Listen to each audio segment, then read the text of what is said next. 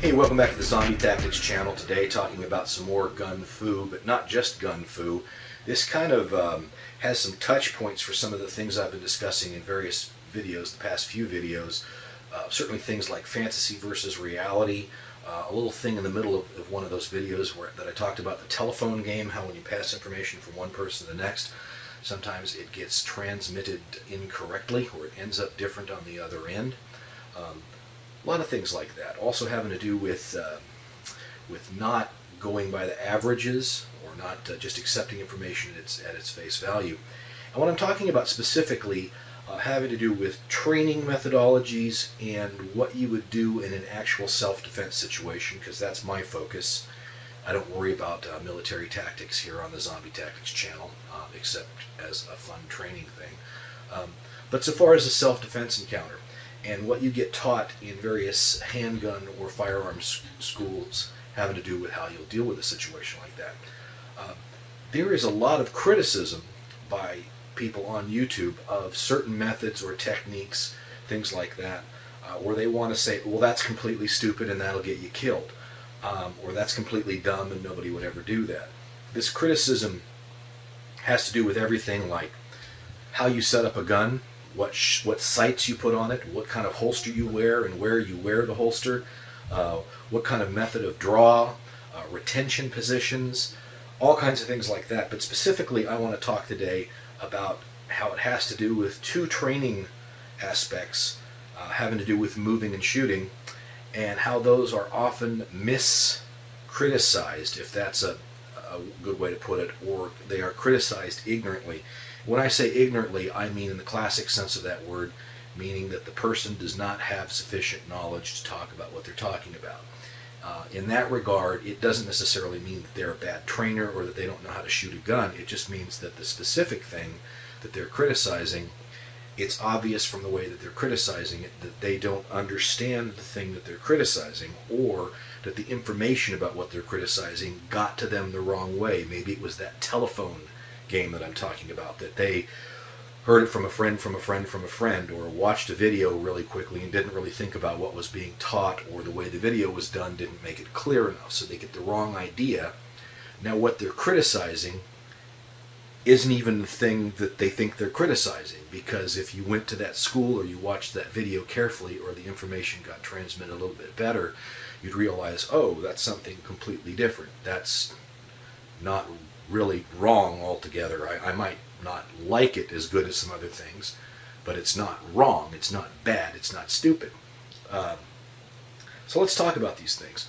One of them is that when you're training, you will invariably, you will have some kind of aspect of you're drawing the gun and you're bringing it out and you're bringing it to bear, and you're going to point in however you point, where you're doing lever, or, center axis relock or whatever, it doesn't really matter. You're pointing in and you're going to shoot the gun now, because the bad guy has to be stopped doing what he's doing, so it's going to be bam, bam, bam, bam, bam, as many rounds as it takes for him to drop. Okay? Now he's on the ground and you're following him to the ground, according to some schools at least, and you look at him and he's down. So what are you going to do now? You got to do some kind of after action drill in training to break your tunnel vision in what is a very stressful situation where the blood is focusing all your attention on your center field of visual acuity and all that good technical stuff that we know. You got to do something to break your action, break your tunnel vision, and there's movement, and you might have some stuff that you got to do with loading the gun or whatever, right? So all that stuff happens. Now, let's introduce the concept of a placeholder. If you were to go to play golf and you are putting along and you're on the green, and you say, oh, well, there's a few different golf balls around the putting green now, and I don't want to get them all mixed up, and I don't want to be in somebody else's way, one golfer might take something like a dime or some little round plastic chit, as it's sometimes called, and he'll pick up his ball and he'll put down the dime in place on the green there in place of his ball. We realize that dime is not a real golf ball. He's not going to come along later when he's actually playing the game and hit that dime and try to get it in the hole. It's a placeholder for something else. It's a placeholder for the real thing, and it's done just for the purposes of making that golf game move more smoothly.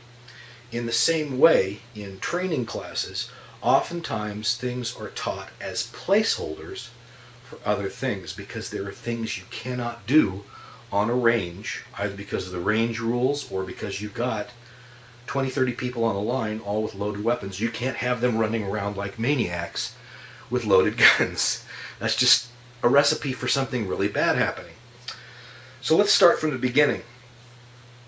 Every school, beyond a very basic level of training, will teach you that as that gun's coming out, there probably needs to be some kind of other movement involved to do what's called getting off the line of attack. Meaning that if you're about to shoot somebody, he might be coming at you with a gun, a knife, a baseball bat, really large fists that are 3 times the size of yours, something. You got to get out of the way of what's coming your way because that's going to increase your survivability. So the typical thing that's taught is something like, okay, the gun is coming out now, and as the gun's coming out, you're going to take a step. You've seen me do this on videos, to the left, and the gun comes out, bam, bam, bam, bam, bam. Okay? Or the gun's coming out now, and it's a step to the right, bam, bam, bam, bam, bam, to get off the line of attack. And then from there, you're going to go into your, you follow them down, you do whatever retention position you've got, or, however hunched in, or whatever way you do it at all. Okay? I've seen people criticize this, saying something along the lines of, well, that's going to get you killed there. That's going to get you killed. That movement's going to get you killed. You don't move like that. That's stupid. You're doing a tactical 2-step there. And you need to get a lot more movement than that going involved. Well, yes, of course you do. Of course you do. That's kind of the point. The point in a training of doing that one little step to the right or that one little step to the left is not because you're doing some kind of, country line dance. It's because you got 20 people on the line next to you here, and you can't all be running off like maniacs in different directions. One of you, forward and to the right, the other one forward to the left, one of you running back this way, another one taking a step back. You just can't have that. That movement, that one step to the right, that one step to the left, is never supposed to be the thing you're going to do in an actual self-defense encounter. Any trainer that trains you that this is what you're going to do in a self-defense encounter is doing a tremendous disservice to his clients, to his students. Because he ought to know better. He ought to know that movement in a real self-defense encounter is going to be something a lot more intense, and it's going to be more than a move to the right or a move to the left. So why do we do it? It's a placeholder. It's a placeholder that just gets you used to the idea that there's going to be some movement involved, and one of the things that you better be doing if you're going to have to bring a gun out and shoot somebody is you also better be moving, because in the order of events, it's probably more important to not get shot than it is to shoot the other person. So you give up some accuracy in the fact that you're moving and shooting for the sake of the fact that you want to be out of his way. And in all of these things, fortune will favor the person who is better trained. So we're hoping that the other person, he's not as well trained at shooting a moving object that perhaps you are. Okay? So it's a placeholder. It's not meant that when you actually are getting mugged or somebody's trying to kill you, or they're coming with a knife, you're just going to sit there and go, Weaver stance, and get into your perfect position and your perfect presentation, and the gun comes out, and you do one little teeny hop to the right, and that's gonna save your life. That doesn't make any sense. It's a placeholder. We know that there's going to have to be a lot more movement involved, and if you can get involved in things like force-on-force training, things like that, these are the kinds of things that become obvious. Similar people will criticize all manner of retention positions and after-action drills. A lot of argument about whether, boom, boom, boom, boom, boom, the guy's to the ground now, whether the gun ought to be out here like this, whether it ought to be in a compressed low ready position, whether it ought to be in a high ready position, whether it ought to be in the stool, whether it ought to be here, or something like that. I find every single one of those things to be valid. I find them to be valid within their proper context, depending upon what you're doing, what the circumstances demand. You honestly can't, in a handgun class, though, have everybody do something different. You can't have one person doing this, one person doing that, another person doing that, all at different levels of skills, because you're going to find that sooner or later the person that's doing this is turning to the right and pointing the gun at somebody who's got their gun pointed this way, and somebody doing a Sewell is doing it this way, or they're pointing it down at their own package. And as an instructor, you have to get a little bit of control over things, and one of the best ways you can do that is to get everybody doing it the same way. So, okay, all together now, class, we are going to go ahead and we're going to all do it this way in this class. Okay, so that at least when I'm looking down the line, I'm looking to see, which one of these things does not look like the other. It's the Sesame Street of running a safe firing range. So we're all going to do it the same way, and in this class we're going to do it this way because this is the way we teach it. Doesn't necessarily mean that it's the best way for all possible situations. Many times you go on to the advanced level of a certain course and they will start working other positions and showing you when those positions are better or worse or whatever. Okay, so again, it's ignorant to just say, oh, well, this is a bad position, and then identify the one area where that's a bad position, either because of retention issues or because you may have more work to do or something else like that. Instead, you should say, this position doesn't work in those scenarios, rather than that's a bad position or that's a stupid position and that'll get you killed. Now, moving on, the other thing that I see criticized regularly, probably more than anything else, are after-action drills. Again, boom, boom, boom, boom, boom, somebody's to the ground, and now what are you going to do? You have to break that tunnel vision. You've got to get looking around for a number of reasons. First of all, believe it or not, just breaking that tunnel vision will help you to calm down correctly after an incident like that, as opposed to fainting and falling to the ground, which, believe it or not, happens with people who've been in a high-stress incident, and you probably don't want that to happen right after you've shot somebody, especially if he might not be all the way shot. So, breath, you're breaking contact and you're looking around, and you will see all manner of things taught like this. You'll see everything from you keep it down at a 45-degree angle and you do the quick tactical flip right and left.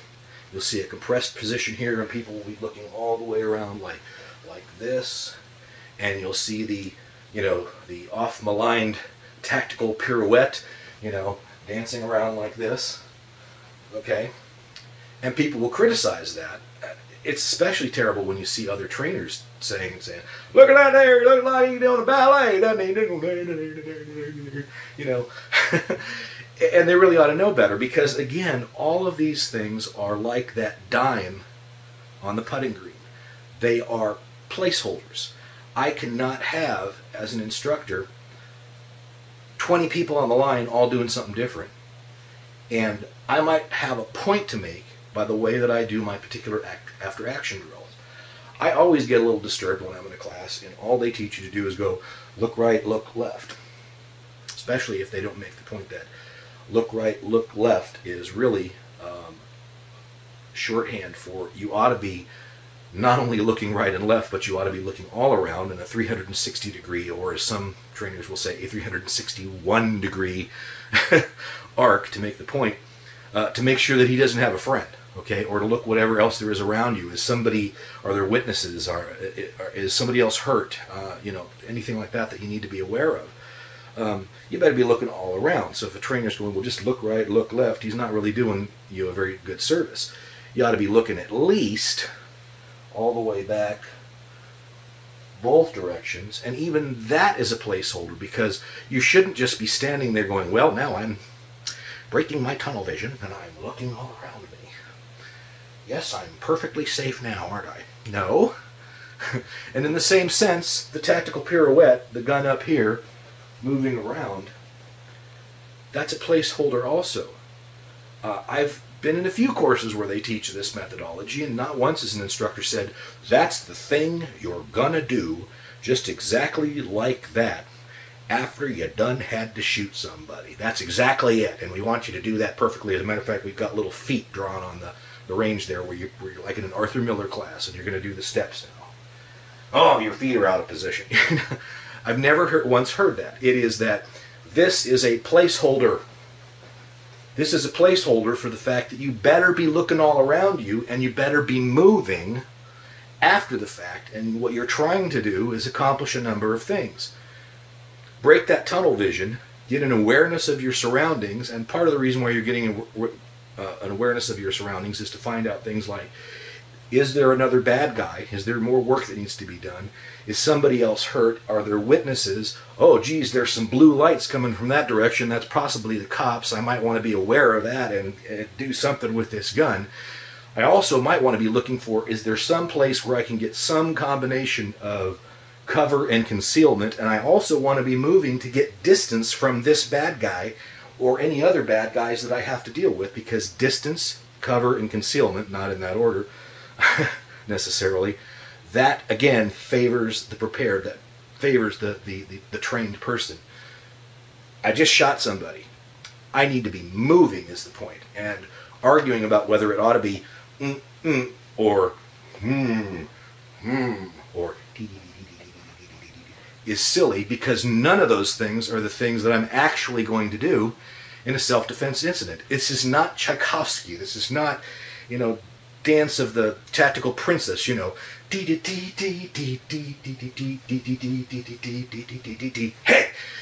it's not that. It is. Sorry, I went too far there. I do that sometimes. It is a placeholder for the fact that you need to be moving and shooting. You need to be moving when you're shooting. You need to be moving before you're shooting, and you need to be moving after you're shooting. You need to be looking all around to find out all the different things that you need to find out. And none of this is a rote technique, and I don't know anybody decent that teaches this stuff as a rote technique. So keep that in mind when you're looking at these various things, and especially the criticisms that come up sometimes from people who ought to know better, that, oh, that's wrong, that's bad, that's stupid. By the way, that doesn't mean that some things aren't better than others. It just means that if somebody is summarily out of hand criticizing something like that without being fully aware of what they're criticizing, they're doing a disservice to everybody. So keep information in context. Kind of a long video today, but maybe an important one. That's Zombie Tactics for today, and we'll see you next time. I think I've got some dance maneuvers to practice. Bye-bye.